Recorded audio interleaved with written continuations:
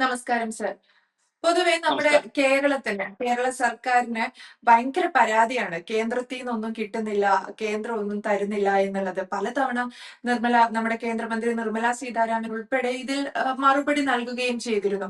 ഇപ്പോഴിതാ വീണ്ടും കേരളം അങ്ങനെ ഒരു ആരോപണം ഉന്നയിക്കുകയാണ്. കേന്ദ്രത്തിൽ നിന്നുള്ള കടങ്ങളൊക്കെ തീർക്കാൻ കേന്ദ്രം കനിയുന്നില്ല എന്നുള്ള ഒരു പരാതി വ്യാപകമാക്കുകയാണ് കേരളം.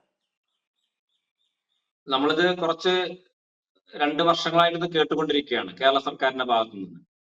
സത്യത്തിൽ കേൾക്കുമ്പോൾ ഇരന്ന് വാങ്ങാനായിട്ട് മാത്രം പ്രവർത്തിക്കുന്ന ഒരു സർക്കാരാണ് കേരളത്തിലെ ഗവൺമെന്റ് എന്ന് നമുക്ക് തോന്നിപ്പോവുകയാണ്. കേരളത്തിൽ സ്വന്തമായിട്ട് എന്താണ് ഇടതുപക്ഷ സർക്കാർ വന്നതിന് ശേഷം ചെയ്യാൻ സാധിച്ചിട്ടുള്ളത്? കേരളത്തിന് വരുമാനം നൽകുന്ന ഒരു സ്രോതസ്സിനെ പോലും ഇവിടെ നിർത്താൻ വേണ്ടി അവർ തയ്യാറായിട്ടില്ല. നമുക്കൊക്കെ അറിയാം, കിഴക്കമ്പലത്തെ കിറ്റക്സിന്റെ കാര്യത്തിൽ ഏറ്റവും നല്ല രീതിയിൽ ഏതാണ്ട് 10,000-കണക്കിന് തൊഴിലാളികൾക്ക് തൊഴിൽ നൽകുന്ന ഒരു സ്ഥാപനത്തിന് ചെറിയൊരു ഈഗോ പ്രശ്നത്തിന്റെ മുകളിൽ ഈ കേരളത്തിൽ നിന്ന് അവർക്ക് വിട്ടുപോകേണ്ടി വന്നു. ചെറിയൊരു കാര്യത്തിന്റെ മുകളിൽ ആ ഒരു സംരംഭത്തെ ഇവിടെ പിടിച്ചു നിർത്താൻ കേരളത്തിലെ തൊഴിലാളി വർഗത്തിന്റെ പ്രസ്ഥാനമെന്ന് അവകാശപ്പെടുന്ന ഏതാണ്ട് 10,000-നടുത്ത് തൊഴിലാളികൾക്ക് തൊഴിൽ നൽകുന്ന ഒരു സ്ഥാപനത്തെ പിടിച്ചു നിർത്താൻ കേരളത്തിലെ ഗവൺമെന്റ് തയ്യാറായില്ല. അവരുടെ താല്പര്യപ്പെടുത്തില്ല. കേരളത്തിലെ കിറ്റക്സിന് ഇത്തരത്തിലുള്ള പ്രശ്നമുണ്ട് എന്നറിഞ്ഞപ്പോ തെലങ്കാനയിലെ മന്ത്രി നേരിട്ട് കിറ്റക്സിന്റെ ഓണറെ വിളിച്ചുകൊണ്ട് അവിടേക്ക് വരാൻ ആവശ്യപ്പെടുകയാണ്. കൊറോണ സമയമാണ്. നമ്മൾ ആ ഒരു കാര്യം കൂടി ചിന്തിക്കേണ്ടതുണ്ട്. ആ കേരളം എന്ന സംസ്ഥാനവും മറ്റൊരു സംസ്ഥാനവും ഒരു സംരംഭകനെ എങ്ങനെ കാണുന്നു എന്നുള്ളതിനെ കുറിച്ച് പറയാനാണ് ഞാനത് സൂചിപ്പിക്കുന്നത്. ചാർട്ടേഡ് ഫ്ലൈറ്റ് തെലങ്കാന സർക്കാർ കൊച്ചിയിലേക്ക് വിടുകയാണ് ഈ കിറ്റക്സിന്റെ MD-യെ അങ്ങോട്ട് കൊണ്ടുപോകാൻ വേണ്ടി.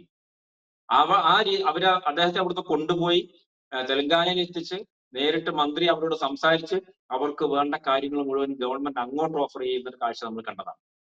അവിടെയാണ് കേരളത്തിന്റെ അവസ്ഥ എന്താ നമ്മൾ ചിന്തിക്കേണ്ടത്. കേരളം വ്യവസായ സൗഹൃദ സംസ്ഥാനമാണെന്ന് കേരളത്തിലെ ഗവൺമെന്റും വ്യവസായ മന്ത്രിയും നാഴികയ്ക്ക് 40 വട്ടം പറയുമ്പോൾ പോലും കേരളത്തിൽ എന്ത് വ്യവസായമാണ് നല്ല രീതിയിൽ മുന്നോട്ട് കൊണ്ടുപോകാനുള്ള സാഹചര്യം ഈ ഇടതുപക്ഷ ഗവൺമെന്റ് സൃഷ്ടിച്ചിട്ടുള്ളത് എന്നുകൂടി നമ്മൾ ചിന്തിക്കേണ്ടതുണ്ട്. അവരുടെ നേതൃത്വത്തിലുള്ള യൂണിയനുകളെ വിട്ടുകൊണ്ട് സമരം നടത്തിക്കുന്നു. അവർക്ക് ആവശ്യമുള്ള പണം ആവശ്യപ്പെടുന്നു.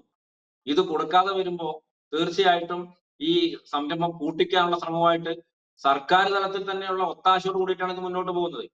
പിന്നെ എങ്ങനെയാണ് കേരളത്തിലെ വ്യവസായ സൗഹൃദം വരിക? അങ്ങനെ ഓരോ ഘട്ടം നോക്കുകയാണെങ്കിലും കേരളത്തിന് റവന്യൂ വരുമാനം ഉണ്ടാക്കുന്ന ഒരു കാര്യം പോലും ഉണ്ടാക്കാനോ നിലനിർത്താനോ അതിനെ മുന്നോട്ട് കൊണ്ടുപോകാനോ ഈ കേരളത്തിലെ ഗവൺമെന്റ് തയ്യാറാകുന്നില്ല. സ്വാഭാവികമായിട്ടും കേരളം കടക്കണിയിലേക്ക് പോവുകയാണ്. ഈ പിണറായി സർക്കാർ രണ്ടാമത്തെ ടൈം വന്ന ഈ നിമിഷം വരെ എത്ര രൂപയാണ് കേരളം കടമെടുത്തിട്ടുള്ളത് കണക്ക് നമ്മൾ പരിശോധിക്കണം.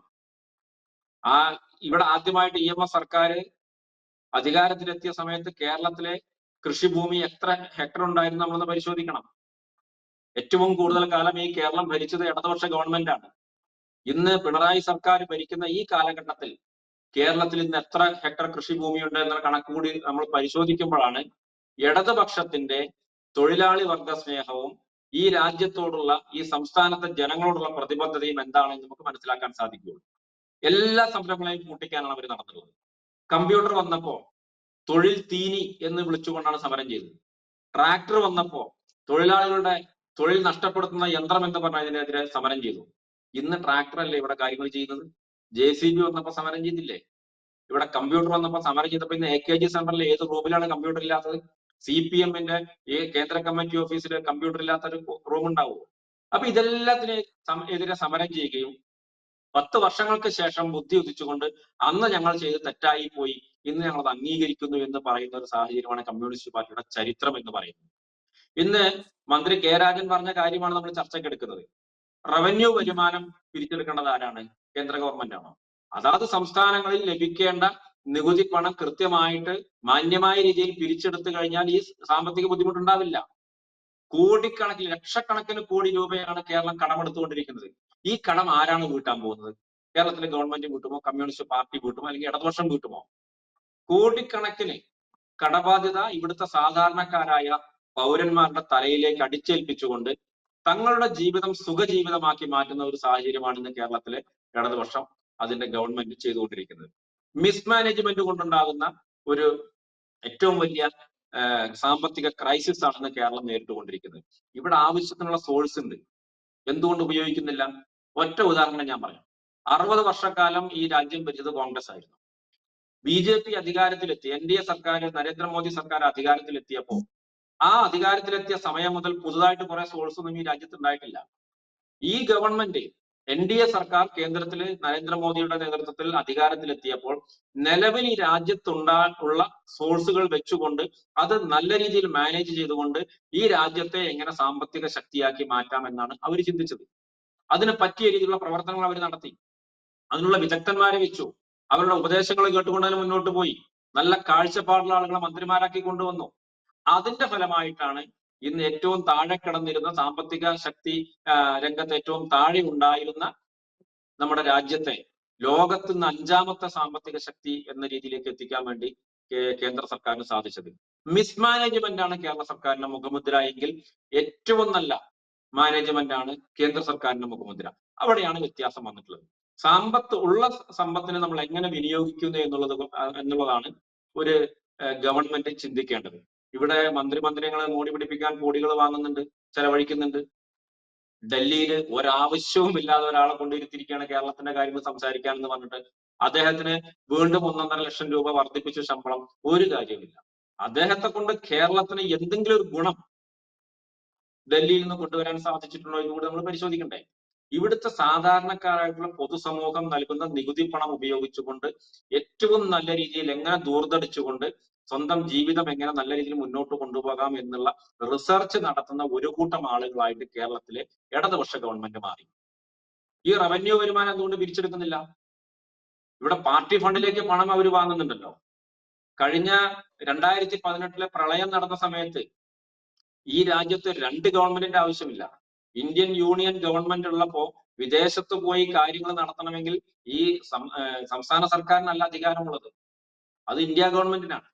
ആ ഇന്ത്യ ഗവൺമെന്റിനെ മറികടന്നുകൊണ്ട് ദുബായിൽ പോയി ദുബായിലെ നിരവധി ഷെയ്ഖുമാരെ കണ്ട് 700 കോടി അവർ ഓഫർ ചെയ്തു എന്ന് പറഞ്ഞിട്ടാണ് അന്ന് കേരളത്തിലെ മുഖ്യമന്ത്രി തിരിച്ചു വന്നത്.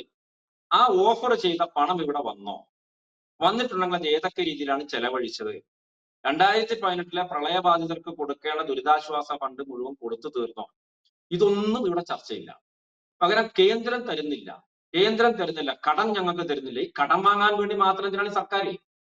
അവർക്ക് നല്ല രീതിയിൽ കാര്യങ്ങൾ മുന്നോട്ട് കൊണ്ടുപോയി ഈ സംസ്ഥാനത്ത് ഭരണം നടത്താൻ സാധിക്കില്ലെങ്കിൽ രാജിവെച്ച് പുറത്തു പോകണം. ഇവിടുത്തെ ജനങ്ങളുടെ വോട്ട് വാങ്ങിയിട്ടാണ്, ജനങ്ങളുടെ ആശ നിറവേറ്റാൻ വേണ്ടി വന്നിട്ടുള്ള സർക്കാരാണ്. അത് ചെയ്യാൻ അവർക്ക് സാധിക്കുന്നില്ലെങ്കിൽ അവർ രാജിവെച്ച് പുറത്തു പോകുന്നതായിരിക്കും നല്ലത്. മന്ത്രി കെ രാജൻ അടക്കം ചിന്തിക്കേണ്ട ഒരു കാര്യം, എത്ര കാലമായി കേന്ദ്ര ഗവൺമെന്റിന് മുമ്പിൽ പോയി കണക്ക് കൈനീട്ടാൻ അവർ തുടങ്ങിയിട്ട്? നമ്മൾ ഒറ്റ കാര്യം ചിന്തിച്ചാൽ മതി. നമ്മുടെ വീട്ടിലൊരു കൊച്ചു കുട്ടി ഉണ്ടെങ്കിൽ തൊട്ടടുത്ത കടയിലേക്ക് ഒരു സാധനം വാങ്ങാൻ വേണ്ടി നമ്മൾ പണം കൊടുത്ത് ആ കുട്ടിയെ പറഞ്ഞയച്ചാൽ ആ കുട്ടി ആ സാധനം വാങ്ങി തിരിച്ച് വീട്ടിൽ വരുമ്പോൾ നമ്മൾ സ്വാഭാവികമായിട്ട് ആ കുട്ടിക്ക് കൊടുത്ത പൈസയുടെ കണക്ക്, എത്ര രൂപ അതിന് കൊടുത്തു, എത്ര രൂപ ബാക്കിയിട്ട് നമ്മൾ നോക്കും. ഏറ്റവും സിമ്പിൾ ആയിട്ടുള്ള കാര്യമാണ്. ആ ഒരു കാര്യം, ചെറിയൊരു കാര്യം പോലും ചിന്തിക്കുവാനോ ചെയ്യാനോ സാധിക്കാത്ത ഒരു കൂട്ടം ആളുകളായി കേരളത്തിലെ ഗവൺമെന്റ് മാറി. കേന്ദ്ര ഗവൺമെന്റ് കൊടുക്കുന്ന പണത്തിന് കൃത്യമായ കണക്ക് കൊടുക്കണം. പണം തിരിച്ചു കൊടുക്കാനല്ല ആവശ്യപ്പെട്ടത്. 1 കോടി രൂപ കേന്ദ്രം സംസ്ഥാനത്തൊരു കാര്യം ചെയ്യാൻ വേണ്ടി കൊടുത്തിട്ടുണ്ടെങ്കിൽ അത് എങ്ങനെ ചെലവഴിച്ചു എന്ന് കണക്ക് കൃത്യമായിട്ട് ബോധിപ്പിക്കേണ്ട ബാധ്യത സംസ്ഥാന സർക്കാരിനുണ്ട്. ആ കണക്ക് ചോദിക്കാനുള്ള ബാധ്യത കേന്ദ്ര ഗവൺമെന്റിനുണ്ട്. കേന്ദ്ര ഗവൺമെന്റ് ആ കണക്ക് കൃത്യമായിട്ട് ചോദിക്കുമ്പോൾ ഞങ്ങളോട് ചോദ്യം ചെയ്യുന്നു എന്ന് പറഞ്ഞുകൊണ്ട് 1ാം ക്ലാസ്സിലെ കുട്ടികൾ കരയുന്ന പോലെ കരഞ്ഞിട്ട് ഒരു കാര്യവുമില്ല. ഇത് ജനങ്ങളുടെ പണമാണ്. കേന്ദ്ര സർക്കാർ റിസർവ് ബാങ്ക് വെച്ച് നോട്ടടിച്ച് വിടുന്ന പണിയല്ല കേന്ദ്ര സർക്കാർ ചെയ്യുന്നത്. അവര് ചെയ്യേണ്ട പണി കൃത്യമായിട്ട് ചെയ്ത് സാമ്പത്തിക സ്രോതസ്സുകൾ കണ്ടെത്തി ഇവിടുത്തെ പിരിച്ചെടുക്കേണ്ട നികുതി പണം കൃത്യമായിട്ട്, നമുക്കറിയാം കോർപ്പറേറ്റ് സ്ഥാപനങ്ങളിൽ നിന്ന് ലക്ഷക്കണക്കിന് കോടി രൂപയാണ് കേന്ദ്രം പിഴയിട്ടുകൊണ്ട് പിടിച്ചെടുത്തിട്ടുള്ളത്, നികുതി ഇനത്തിൽ കുടിശ്ശിക പിടിച്ചു വാങ്ങിയിട്ടുള്ളത്. എന്തുകൊണ്ട് കേരളം അത് ചെയ്യുന്നില്ല? ആ പണം ഇവിടുത്തെ സാധാരണക്കാരിലേക്ക് എത്തിക്കാൻ വേണ്ടി കൃത്യമായ മാനദണ്ഡം ഉപയോഗിച്ച് കൊടുക്കുമ്പോൾ അതിന്റെ കൃത്യമായ കണക്ക് ചോദിക്കാനുള്ള അധികാരവും അവകാശവും കേന്ദ്ര സർക്കാരിനുണ്ട്. അത് ചോദിക്കുമ്പോൾ ഞങ്ങൾക്ക് കടം തരുന്നില്ല, ഞങ്ങളെ സാമ്പത്തികമായിട്ട് ഞെരുക്കുകയാണ്, കേരളത്തോട് പ്രത്യേക ചിറ്റമ്മ നയമാണ്, ഇതൊന്നും പറഞ്ഞിട്ട് ഇനി മുന്നോട്ട് പോകാൻ കേരളത്തിലെ ഇടതുപക്ഷ ഗവൺമെന്റിന് സാധിക്കില്ല. കാരണം ഇവിടുത്തെ ഓരോ പൗരനും ഇന്ന് കൃത്യമായിട്ട് കാര്യങ്ങളെ കുറിച്ച് ബോധ്യമുണ്ട്. ആരാണ് ഇവിടെ കള്ളക്കളി നടത്തുന്നത് കൃത്യമായ ബോധ്യമുണ്ട്. അതുകൊണ്ട് കേന്ദ്രത്തെ പഴിചാരിക്കൊണ്ട് തങ്ങളുടെ സാമ്പത്തിക മിസ്മാനേജ്മെന്റിനെ മറച്ചു വെക്കാമെന്ന് കേരള സർക്കാരും മന്ത്രി കെ രാജനും ചിന്തിക്കുന്നുണ്ടെങ്കിൽ അവർ വിഡ്ഢികളുടെ സ്വർഗത്തിലാണ് എന്നാണ് എനിക്ക് പറയാനുള്ളത്. യെസ്. റവന്യൂവിൽ നിന്ന് പോലും കിട്ടാനുള്ള പണം യഥാസമയം പിരിച്ചെടുക്കാത്ത മന്ത്രി കെ രാജൻ പറയുന്നു കേന്ദ്രം കേരളത്തോട് കനിയുന്നില്ല എന്ന്. ഈ വിഷയത്തിൽ വ്യക്തമായ ഒരു വിശകലനമാണ് താങ്കളുടെ ഭാഗത്തു നിന്നുണ്ടായത്. Thank you sir. നന്ദി, നമസ്കാരം.